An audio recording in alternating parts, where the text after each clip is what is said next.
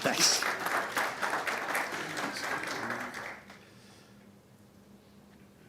Okay. There we go. Good morning, everybody. Great to see so many of you here for the first session. And I'd just like to thank the organizers for inviting me to this event, first time here. And it's been so far really worthwhile for me to engage with, all the network operators and ISPs here. So as mentioned, I'm going to give a little briefing on what we do. What is Shadowserver Foundation? What do we do? Why it might be helpful to you? And hopefully leave a little bit of time for any questions at the end. If not, I will be around most of the day. So please do come and find me if you want to follow up on anything. So Shadowserver, world-class threat intelligence at no cost is what I normally call this. And it really is at no cost to the user, to you guys. No catches. We're not selling you data. You are not the product. It's really difficult for me to get people signed up to Shadowserver because they're always very cautious. Like, what's the catch? It can't be really free. There must be an issue, must be something. But there truly isn't. It's funded. We're funded by a variety of organizations like governments, like UK government, FCDO, the likes of Google, GIZ, commercial companies such as yourselves who join our Alliance program.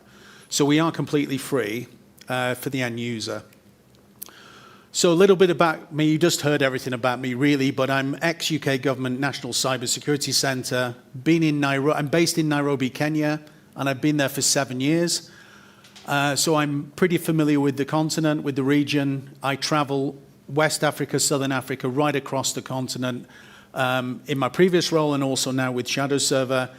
I'm actually a techie, network signals protocol guy who became a diplomat.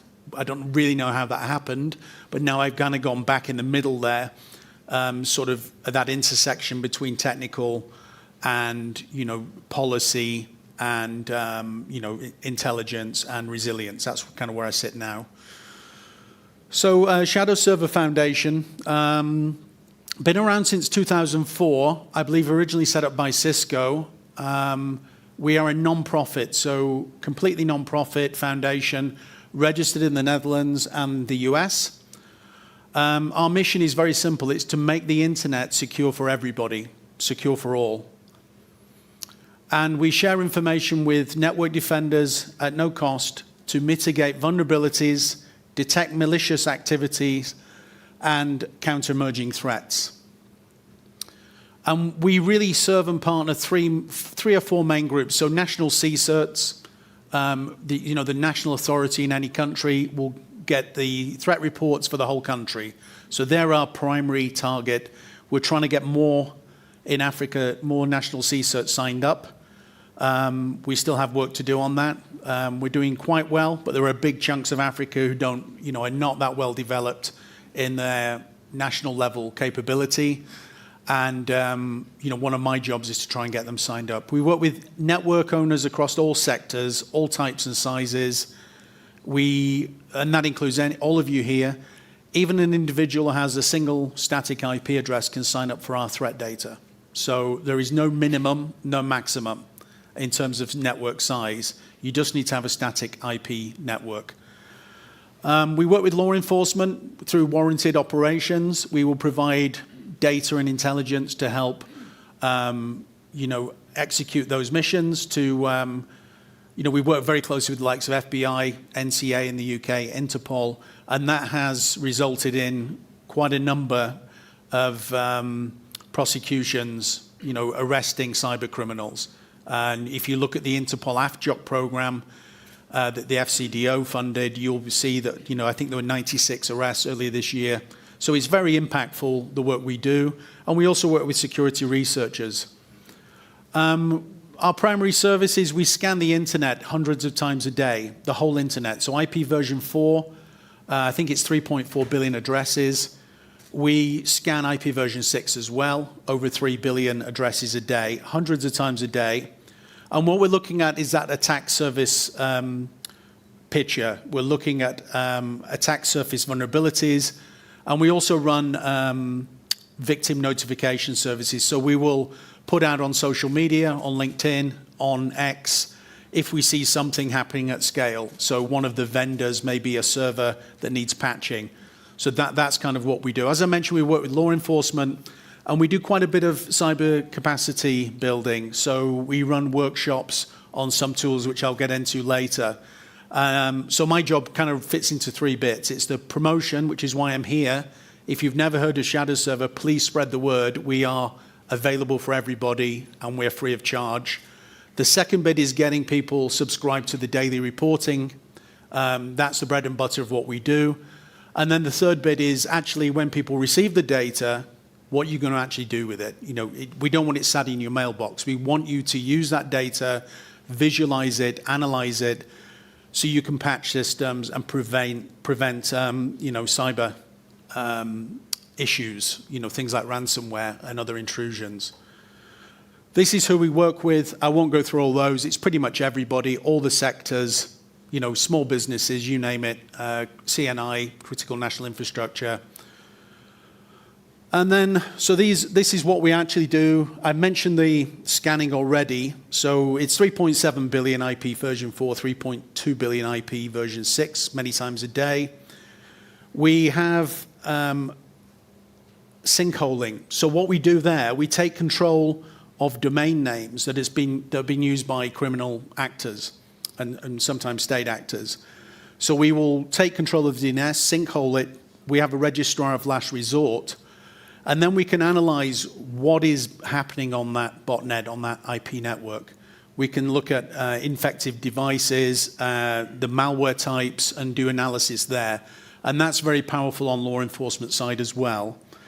Another thing we do, you'll see sensors there. We run a network of sensors globally, and I'm trying to get more sensors in Africa because by having these sensors, these honeypot networks in Africa, it builds the picture regionally, and we're seeing really what is happening real time in the region in Africa. And we'll get onto that in a minute. You may be able to help us with that if you have some network space and some rack space. It doesn't need too much. And for those of you who don't understand, honeypot, it's a network that looks vulnerable. It is vulnerable, but it looks enticing to criminal actors who will come in, hack it. We'll have a look at them modus operandi, look at their malware, see what they're doing. And we collect malicious software, malware. We collect around about 1 million samples every single day. And we have a database of nearly 2 billion in total. So that's what we do on the sandboxing side. And basically, we're looking at your network to see what the bad actors can see. So we're looking at your network to tip you off, basically, and give you an early warning that you might want to do something about this server or this configuration before the bad guys get in there and, you know, give you a really bad day with ransomware or something. We have a data center in California. It's about an investment of about $50 million. That's the details. Secure server space near San Francisco. So that's where we store the data and where a lot of the work is done. So Shadowserver has a team, employees, only 30 people globally. 20 of them are paid and 10 of them are volunteers. I'm a volunteer now. So it's a very small team. We kind of punch above our weight in terms of, you know, impact, given the amounts of funding we have and the small team. And we do rely on, you know, people to fund us and sponsor us. This is the map of Africa. This is the national CSIRT. As you can see, I've got work to do in Africa. We're going to Zimbabwe soon to get those guys signed up. Madagascar, if anybody's got any contacts in Madagascar, please let me know. I'll be trying to get hold of the cert there. But we have 201 national CSIRTs signed up and about 10,000 network owners directly and many more indirectly who sign up to our free daily feeds. And just a quick look at the coverage by ASN number. You can see Europe, North America, Oceania are quite good. Africa is dropping down a bit there. So Africa's only got 43% sign up. So, you know, we'd like that to get up to about 70% or so, or even more if we can. We have a public dashboard. So if you go to shadowserver.org or dashboard.shadowserver.org, you will see this public dashboard, which has been funded by UK government. It shows aggregated data, so there's no detail, but it will show you can search by region, you can search by types, scans, you can look at DDoS, you can have a play with it, it's really cool. For example, I can, this is South Africa, and you can see where most of the activity here is in Gauteng and, Western Cape, and a little bit in KZN there. So you have a play with this. It's free. It sits online. You can see what the trends are, what we're seeing. I just did this yesterday, so this is the last week, what we're seeing. You don't know if you can read that, but it's showing the different types of malware that we're seeing on the sinkholing.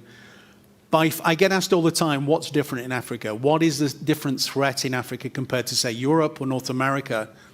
And number one by far is Android malware. Because as you all know, Android phones are everywhere. Everybody's got an Android, or, a lot of people have got Apple, but the vast majority of people in Africa are using Android phones. So we're seeing the Android bad box, Void 2, I won't read them all out, but that is what we're seeing, massive amounts of Android malware across the continent. The other thing that's different in Africa, which not really what we do, but it's insider threat. We see that all the time with institutions across Africa, whether it's scams or cybercrime. Very often you'll see an element of insider threat for various reasons, economic reasons, cultural reasons, but we do see definitely more insider threat in Africa than we do in other parts of the world. So the network reports, so this is what we send, custom remediation reports. Again, this is the types of vulnerabilities and reports that we see. So things like, OpenDNS, we see things like darknet reporting, all of those protocols that you can see. And if you want to sign up for this for your network, if you own a network of any size, please go to shadowserver.org and you can sign up. On the next page, there's a big yellow button there that says subscribe to reports in the top right corner, and you fill in this web form. You need an email address. I recommend you use something generic, so not tied to a team member in case they move on. We need details of your domain or AS number. Initially, you just get an email every day. If you want to go more advanced, we can provide API feed, so we'll do API keys and you can have a constant feed. And we can get into that, what you do with that later. We do capacity building on that, which I'm going to touch on now. So we have an outreach program in Africa and Asia, Indo-Pacific. We do quite a bit of work in the Gulf region. And some of this is also training. We run workshops on how to sign up to this, what do you do with the data next. We also work very closely with FIRST. So some of you will probably know the Forum of Incident Responders and Security Teams, first.org, also funded by UK FCDO in the recent past. So we work hand in hand. Those guys first do the incident response planning, training, and getting ready for an incident and how you respond to it. We're the kind of early warning system, so hopefully you don't get into an incident. So that's how we work together. We also do some work funded by the German GIZ agency. And some of this is around what do we do with that data? Once it's in your mailbox or you get in the API feed, we have another free solution. It's an open source solution called Intel MQ. And this was developed by the Austrian and I think Portuguese CERT. It's now an open source project on GitHub. And we use Intel MQ with what we call ELK, which is Elasticsearch and Kibana. And this is run on, we have a training program on this. So please take a look at Intel MQ. Reach out to me if you want to look at that. And this is basically software that will ingest that data, visualize it, and show you what your critical errors are, the critical issues on your network, so you can go and patch them straight away. They'll be flashing red or whatever you set it up to do. We do hands-on training with that. I've been in Ghana, Uganda. I've done training in Kenya. We might come and do something here We're having conversations at the moment about that. And we use a thing called CTF Room, which was developed in Nairobi, Kenya. Really good platform that's used. We use test data. We do this alongside FIRST normally, and we do train-the-trainer sessions. So I'd love to do more of that down here in South Africa and in the broader region. And this is what it looks like. It's a modular type online platform training. So that's really helpful. I'm very happy to do some of that. We do early detection and response to exploits, CVEs that we see. So this is where we tip off on social media. And some examples there, commercial examples, Citrix, Cisco, Fortinet. All the providers end up having an issue one way or another. And we're here to try and mitigate that and fix it as quickly as possible, working with those partners to put it right. I mentioned the honeypot network. This is currently where we have some sensors. So we do have a bit of representation, well, quite a lot in South Africa. We'd like to see more in some of these other countries, but you can't have too many sensors in the region. We'd like to expand that, because that will give us better visibility of what's going on in the region in terms of malware. And if you feel you might be able to partner with us on this, and you can host a sensor, this is what we need. So very simple specs, VM, 1 gig of RAM, 30 GB hard drive, routable IP addresses, 2 or 4 would be good, and a 1 meg uplink. That's all we need. If you've got a little bit of rack space and you would love to collaborate with us and improve our data that we can then feed back, please, we need you. Please do reach out to me. I'll share my details at the end. And like I said earlier, people say, well, why are you free and why should I use Shadowserver? Quite often they're using a commercial company and paying quite a lot of money for some of these services. And it's like, well, if it's free, it can't be any good.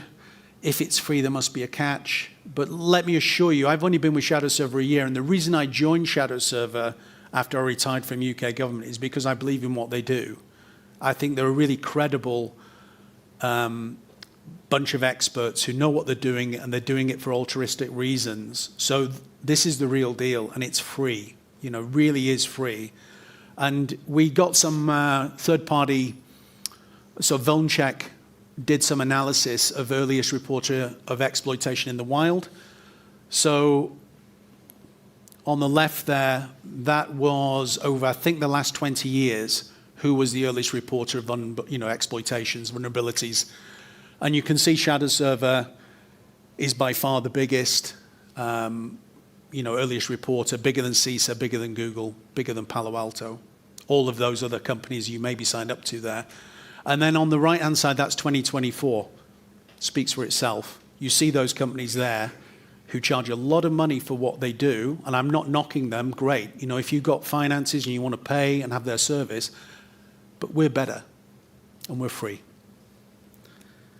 So key takeaways, free services that are available, they are world-class. They are available for free. Please spread the word.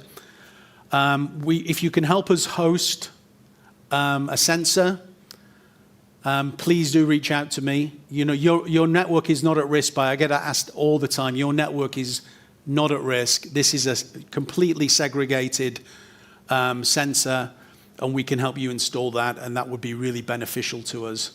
So please spread the word. We are looking for funding. We have an alliance program.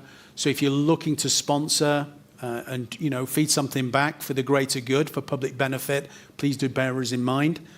And before I open it up to questions, just reminding you that is where you sign up, that yellow button, and there's the form, and that's the spec again for the sensors. And that's it. That's my contact details. So andy@shadowserver.org, very simple. I'm also on LinkedIn, Andy Chadwick UK, and also on X as Andy Chadwick UK. And I've got cards. Oh, and I've got free stickers with me if you want laptop stickers. They always go down a treat. I know hackers and techies like stickers for their laptops, so please do come and see me. So that's it. Thank you very much.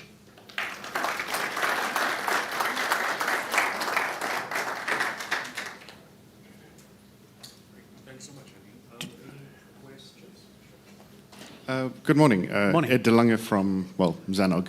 Yeah. I've been hosting probes of yours for a long time and getting your reports for a long time, but a lot of the people around me, the other ISPs, especially in my hometown, Durban, Yeah. their biggest problem is it's very difficult for people to just ingest your reports Yeah. on a simple way. I've asked this question to one of your colleagues, I can't remember his name now, Yeah. But it would make it a lot more useful to many people if it's a simple dashboard they can log into rather than being 500 emails a month. No, quite right. This initially is aimed at national CSIRT, so technical community, who have the team, have the skills, and they can use Intel MQ or their own versions of a tool that will visualize and analyze the data. We have got plans, so we're doing Intel MQ training for those that want to go down that route, and we're running workshops. So that's for more technically advanced people. If you are, say, a smaller network owner and you don't have that time or team to do that, we are looking at maybe developing something that's easily deployed that will do the basics. Again, we rely on funding, and that is the issue we have. We would love to do that, provide a middle ground solution, as you say, that's easily deployable. We do have commercial companies that come in. So some in South Africa, I won't name names, but they act as a third party. So they will take care of cybersecurity for, say, I don't know, a supermarket chain or something. And they will deploy something, probably their own commercial project, charge the customer, but use our data for free.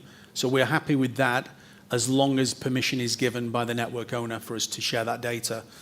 So there's something we're aware of. It's a really good point. And when I look at where is Shadowserver heading in the next few years, that is something I would love to see, especially for Southern Africa and Africa in general. Yeah, good question. Okay. Hi, I'm Andrew from AfriHost. We have mobile users on Android, and they complain when we give them a public IP address that their systems are overheating because of internet noise. Are there any robots.txt type equivalents where you can say, hey, please back off, I'm a small little Android phone, I respond to ping for some reason, but I don't want to overheat and be scanned 42 times a day? So you're giving them a full public IP? By mistake, yes. Okay, by mistake. So as far as our scanning, you mean to do the R scanning? Is that what you can? Yeah. Well, scanning in general, robots.txt is everyone's supposed to look at that and say, well, I am a robot. Let's see what these people want and what they allow. Yeah.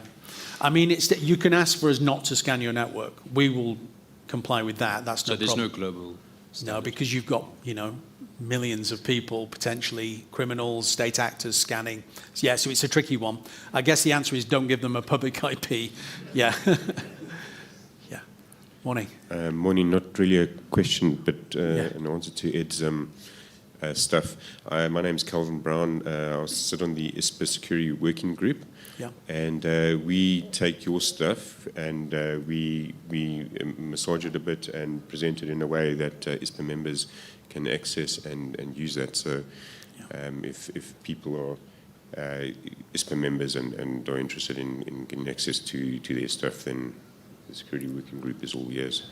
Great. They can come through us. No, well, thanks for mentioning that. So, and perhaps have a chat after the session or later today. I'd be very interested to learn more about that. But that sounds great. Any other questions? Okay. Oh. It's short. Hello, Heloise Meyer from Sunrain CSIT. So we've been using Shadowserver quite effectively, and it's proven to be quite useful for our environment. But I have a question about the malware specifically, and the ones you've listed I've seen on a daily basis. Sure. Do you guys do analysis as well? Is that analysis available somehow that we can better communicate to our constituency how to tackle the malware? Yeah, that's again another area we'd like to do more in. We do analysis. That normally I think sits with the special projects team who work mainly with law enforcement and that side of the house. But I get asked this all the time. People would love to get some analysis from us, some reports on the malware. I mean, there is a lot of stuff already out there. But yeah, it's a good point and something we can perhaps pick that up. But yeah, again, that's another thing I would love to do more on. Yes. But you know, we're a small team, and we are, you know, funding is an issue. To be honest, we are, you know, living from year to year. So, but that would be something I'd love to see that we could share malware reporting. Yeah, good point. Yeah, or even if samples can be shared and we can assist with analysis at some point, you know. Yeah. Because that's sometimes the tricky part, is to get access to those samples. Yeah, let's have a chat about that. I think, you know, that may be something I can hook you up with the team who deal with that, and then see where we can go. But I think that is a huge potential growth area for us. Yeah. Cool. Great. Thanks. You're welcome. Okay, I think we're done. But yeah, I'll be around, as I say. Please do reach out. Contact details are there. Any questions, very happy to help you. Thanks very much for your attention and your time. Really appreciate it.